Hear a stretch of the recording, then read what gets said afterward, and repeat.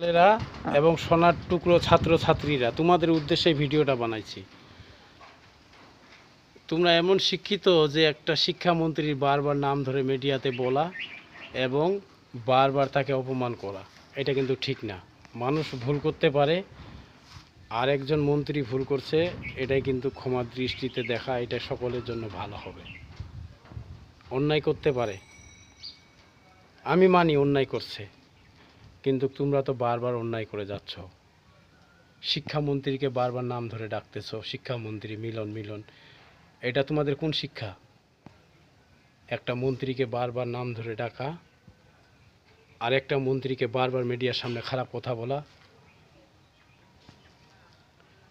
এটা তোমাদের কোন শিক্ষায় পড়ছে আমাকে কমেন্টে জানাবা।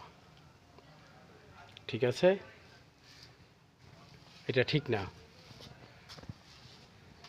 এটা একবারে ঠিক না, অন্যায় হচ্ছে খুব।